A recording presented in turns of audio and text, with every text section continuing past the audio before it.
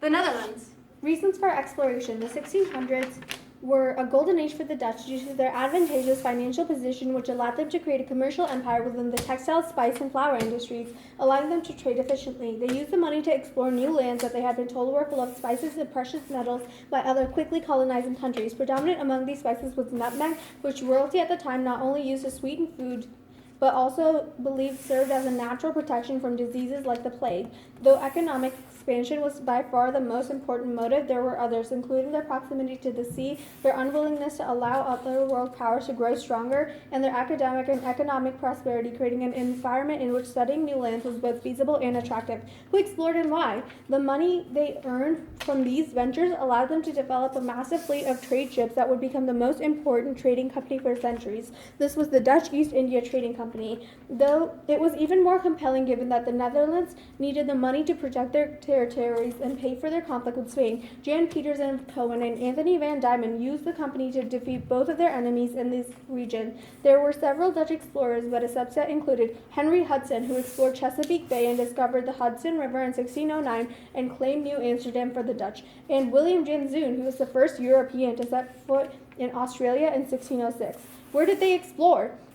The Dutch established an empire by colonizing Australia, New York, and the Cape of Good Hope, Java, trade ports in Japan, small parts of India, and a number of spice-rich islands, including Bonaire, Saba, and St. Eustace.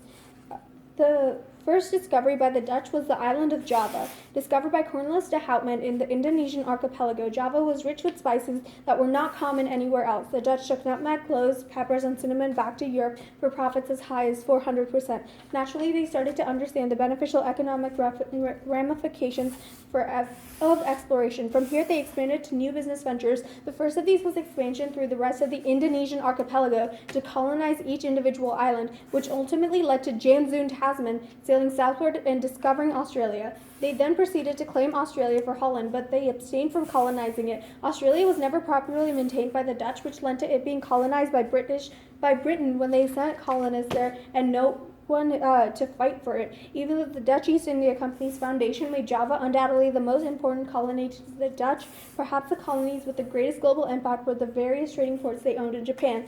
These were not the colonies in the traditional sense, but they were Japanese land, never truly claimed by the Dutch, but they were allowed for Dutch use at any time.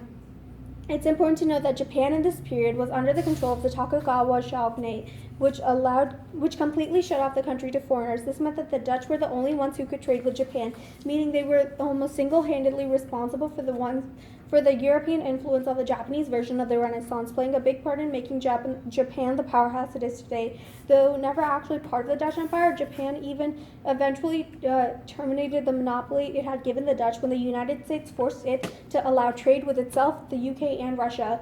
The Dutch East India Company then set its courses to one of the most advantageous business positions in the world, the Cape of Good Hope, settled by Jan van Riebeeck. Any European ship hoping to make its way to Asia had to sail around the Cape, meaning Dutch ships could stop for supplies, and the Dutch could control who had access to Asia and who was barred, giving them insane political and economic power. This region would eventually blossom into South Africa, the most prosperous country of its continent. The Netherlands lost South Africa in yet another war with the British that was incredibly extensive. Another impact of the Dutch colony was New Netherlands. Colonized by Henry Hudson, a region in North America that constitutes modern-day New York. They chose this land to compete with similar British colonies in North America. They didn't find much in terms of precious metals or spices, but they did establish a fur trade. Unfortunately, the Netherlands made a poor decision regarding whether to situate their colony because it ended up right between two British colonies, which caused Britain to get angry with them for disrupting trade, therefore causing conflict between the powers. Britain's far superior army won control of New Netherlands without a fight, turning it into New York. The impact of exploration of the Netherlands.